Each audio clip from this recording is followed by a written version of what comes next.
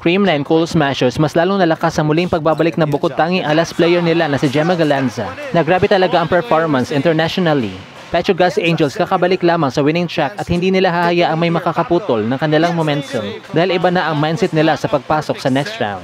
What's good, PVL fans? It's nice to be back with you here on Powerhouse Volleyball PH. Kindly do subscribe to my channel and hit the notification bell to be notified whenever I post a new video. Para sa ating ikalawang laban on a Tuesday triple header, August 13, 2024 in Pool C of the preliminary round. These two powerhouse teams are going head-to-head. Sa kanilang huling tapak sa PVL Hot Court ay pareho nilang dinominate ang kanilang mga nakalaban na pinataob lamang nila in flawless fashion. At nauna na nga manghalimo itong Petrogas noong August 6, 2024 na hindi man lang pinaporma ang Choco Mucho sapagkat gigil na gigil talaga ang Angels na muli makatikim ulit ng panalo. 25-18, 25-21, and 25-18. Ininunsyo bilang player of the game ang veterana na si Chi Saet na nakapagtala ng 15 excellent sets and 7 excellent digs.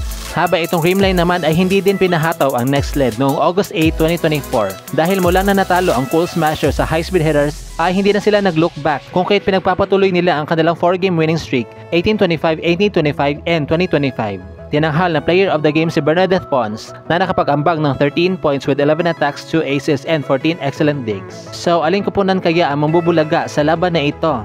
Will it be Creamline na mas solidified na ang chemistry ngayon at nakaka-adapt na din ang kanilang mga newbies sa sistema?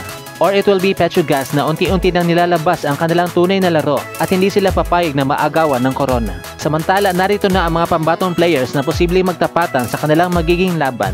Erica Stanton versus Wilma Salas, Brooke Van Sickle versus Bernadette Pons or Gemma Galanza, Bea De Leon versus Remy Palma, Michelle Gumaba versus Myla Pablo, and lastly, Cal Negrito versus Janelle Cheng. Kaya naman wag na wag po natin palampasin ang epic battle na ito. On August 13, 2024, roughly around 3 PM nagaganapin sa PhilSports Arena na maaari mapanood sa One Sports, One Sports Plus, Signal TV, and Pilipinas Live. At dito na nga po nagtatapos sa ating video. Thank you so much for watching. Huwag niyo po kalimutan mag-subscribe sa aking channel para ma-notify kayo kapag may pinibago akong upload.